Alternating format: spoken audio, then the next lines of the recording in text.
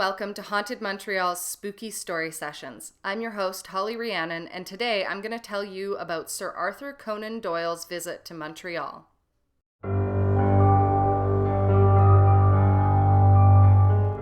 With over 500 documented ghost stories, Montreal is easily the most haunted city in Canada, if not all of North America. Here at Haunted Montreal, we're dedicated to researching these paranormal tales, and our channel brings you videos in both French and English every second Saturday. Today, a few days after his birthday, we examine Sir Arthur Conan Doyle's fascinating connection to Montreal and its haunted activity.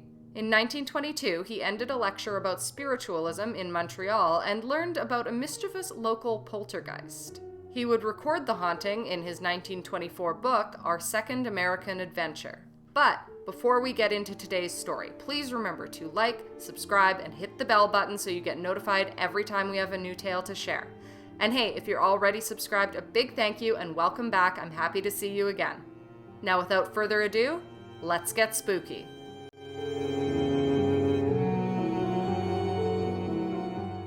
Sir Arthur Conan Doyle, author of Sherlock Holmes, had a special relationship with Montreal and its paranormal phenomena. Born in 1850 in Edinburgh, Scotland, Sir Arthur Conan Doyle led a remarkable life. Both a physician and prolific writer, he is best known for the 60 stories he wrote about Detective Sherlock Holmes. However, his body of work also includes nearly 200 novels, short stories, poems, historical books, and pamphlets. He also wrote ghost stories, such as those found in Tales of Terror and Mystery. Conan Doyle became a devout believer in the afterlife following the death of his son Kingsley during World War I.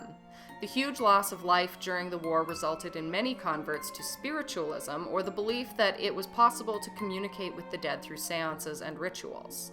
Public seances in London's Royal Albert Hall and other huge venues were common, and the appeal of the paranormal movement cut across the Atlantic and social classes. Conan Doyle's wife, Jean, became a self-proclaimed medium and automatic writing practitioner. At their Sussex home, they had their own personal spirit guide named Phineas, who could apparently predict global catastrophes. Phineas also dictated when the Doyles should move house, travel, or make other major decisions. Conan Doyle was also a member of the Ghost Club and the Society for Psychical Research, both of which still exist today. The latter society describes itself as the first society to conduct organized scholarly research into human experiences that challenge contemporary scientific models. He would go on to spend a small fortune trying to prove that the dead were everywhere and eager to communicate with the living. This message was spread by giving lengthy multi-city lecture tours, which brought Conan Doyle to North America occasionally. As one of the most famous authors in the British Empire and the United States of America, he often attracted large crowds of admirers. In 1920, Conan Doyle met famous illusionist and escapologist Harry Houdini, and they became good friends. The two men were brought together by their shared interest in spiritualism. Houdini longed to believe that he might be able to communicate beyond the grave with his beloved mother. However, he knew far too much about the trickery and illusion of the stage to be easily convinced. In fact, Houdini began exposing fraudulent mediums whom he described as human leeches. He took particular pleasure in debunking the work of Boston medium Marjorie Crandon, who performed scantily clad and sometimes emitted ectoplasm from, down there. Because Conan Doyle was a true believer in spiritualism while Houdini was trying to debunk it, a rift began to form in their relationship. Serious cracks appeared in 1922 in Atlantic City. During a hotel room seance, Conan Doyle's wife Jean attempted to contact Houdini's deceased mother via automatic writing. Jean claimed success after scribbling 15 pages supposedly written through her hand by Houdini's mother. Houdini did not believe that the 15 pages were a genuine message from beyond the grave. The writing was grammatically correct, whereas his Hungarian mother's English had been terrible in life. When Houdini publicly denounced the stunt, his relationship with Conan Doyle became cold and distant. Houdini would die in 1926 after an altercation with some McGill students in Montreal that ruptured his appendix. His relationship with Conan Doyle never healed. You can learn a bit more about Houdini's side of this tale in our previous video, which I'll link above. In any case, in 1922, Conan Doyle traveled throughout the English-speaking world espousing the cause of spirit return and spirit communication. He delivered 2 lectures on spiritualism in various cities, often to full houses, and described his experience in his book, Our Second American Adventure. His trip lasted from April 9th to June 24th, and he visited such cities as New York, Boston, Washington, Philadelphia, Buffalo, Toronto, Detroit, Chicago, and he concluded this tour in Montreal. He wrote, "It was a joy to feel the glamour of history once more as we entered Montreal. On the first day, we ascended the mountain and looked down on what is one of the most wonderful views in the world, and I can speak now with some knowledge. At your feet lies the old gray town, which is spreading fast on either flank and which is impressive in its wealth of domes and spires. Beyond is the glorious St. Lawrence, studded with green islands and winding east and west as far as the eye can reach, while those low hills and forests upon the far southern skyline are over the frontier in the States."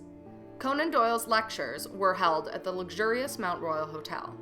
He had not expected large audiences, quoted saying, "As the heat was great and as the community is largely Roman Catholic and of the opinion that the psychic phenomena which occur within its own ranks are saintly, while those experienced by others are diabolical."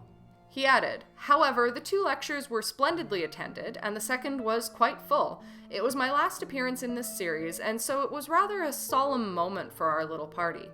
While in Montreal, he met a married couple who informed him of their problems with a poltergeist in their home. Conan Doyle described the situation as such. "A singular case of poltergeist haunting came under my notice whilst at Montreal. It had occurred to a couple, the man an experienced journalist, the wife a rather nervous lady of middle age. They lived alone, their only child having gone out into the world. These people were haunted by a very active and mischievous, but at the same time harmless spirit or spirits.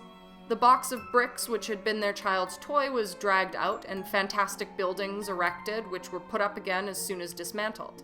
When one of these buildings was photographed, a queer little mannequin figure came out in the photograph behind the bricks, and beside it what looks like a female head. There seemed to be 2 haunters, for presently direct writing began to appear upon pieces of paper scattered through the house. I examined these and found distinctly 2 scripts, one of a grown-up person and the other of a child, which corresponded with the photograph. A picture of a house was also drawn, an extraordinary high, thin erection of 12 stories with the Middlesex House written underneath. It was very well drawn. Occasionally, the pranks were of a less harmless nature. The electric lights were switched off at untoward moments, and the pictures were stripped from the walls. Twice, the husband was assaulted by pillows until his incredulity had been buffeted out of him.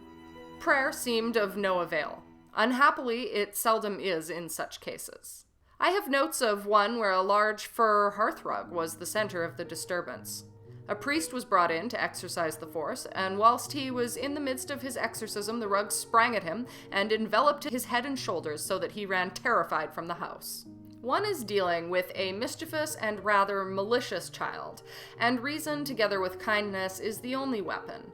In this particular case at Montreal, the couple were finally compelled to abandon the house. The haunting seemed to be local, for it did not follow them. Conan Doyle did not provide any specific details about the name of the couple or the location of the haunted house. Following his lecture tour, he was pleased to have achieved his 3 objectives. One was to help and confirm those who were already spiritualists. The second was to aid those who had some knowledge already and to make it easier for them to realize what that knowledge would lead to. And the third was to present our case to those who knew nothing about it and to persuade them that there really was something there which could not be answered by jokes or by sneers, and that it was worth study and attention. Conan Doyle's visit to Montreal undoubtedly left a lasting impression and may have even resulted in some new converts to spiritualism. On July 7, 1930, Arthur Conan Doyle died at his home of a heart attack at age 71. In his obituary, the New York Times wrote, "Sir Arthur had been ill from heart trouble for 2 months, but was making good progress against the malady until last Saturday when a return of the attacks prostrated him. At his bedside when he died were Lady Doyle, his 2 sons, and 1 daughter. Sir Arthur's illness was attributed to his work in Scandinavia last October when he gave a series of lectures on spiritualism. Although Sir Arthur had been in failing health for some time, that did not deter him from his work. Up to the end, his enthusiasm for psychic investigation was unflagging." A few days later, on July 13th, the Spiritualist Association rented the Royal Albert Hall for a séance following Conan Doyle's death. 10,000 people gathered expectantly in the gigantic auditorium to watch a medium named Estelle Roberts attempt to communicate with Conan Doyle from beyond the grave. Lady Doyle took to the stage beside members of his family with a vacant chair on her right reserved for her dead husband. She said, "Although I have not spoken to Arthur since he passed, I am certain that in his own time and his own way he will send a message to us." Time magazine, which attended the seance, reported, Mrs. Estelle Roberts, clairvoyant, took the stage. She declared 5 spirits were pushing her. She cried out their messages. Persons in the audience confirmed their validity. Suddenly, Mrs. Roberts looked at Sir Arthur's empty chair and cried, "He is here!" The clairvoyant said that his ghost was wearing evening clothes before rushing to Lady Doyle, exclaiming that her late husband was sending a message from the beyond. According to Time magazine, just as Estelle Roberts was about to relay the otherworldly communication, the audience rose in a clamor and the great organ of the hall began to peal, the noise drowning out the answers of Mrs. Roberts. In the meantime, Houdini's widow, Bess, held a yearly seance for her deceased husband. She hoped that he might make contact and send her a message using a prearranged code. Unfortunately, Houdini never communicated with his wife in death. In 1936, she gave up, claiming that 10 years is long enough to wait for any man. Today, the spiritualist movement has transformed into the fields of mysticism and paranormal investigation. With Montreal being a popular hub for these happenings, it is well worth remembering Sir Arthur Conan Doyle's visit to the city. In spreading the paranormal gospel and reporting on local poltergeist hauntings, the famous author had an important influence on the city and likely contributed to the various haunted activities that are practiced today. Are you a Montreal resident or perhaps a tourist who has a fascinating haunted historical tale you'd like to share with Haunted Montreal? We'd love to know, and you can reach us by emailing directly info@hauntedmontreal.com. Thank you so much for stopping by. If this is your first video, we hope you'll stick around for the next one. We post new videos in both French and English every second Saturday. If you'd like to learn more about the organization founded by the talented Donovan King, it's all listed in the description down below, along with links to purchase tickets to in-person haunted storytelling experiences. Remember to like, subscribe, and comment. We'll have a new video out for you in a couple weeks, but until then, stay spooky.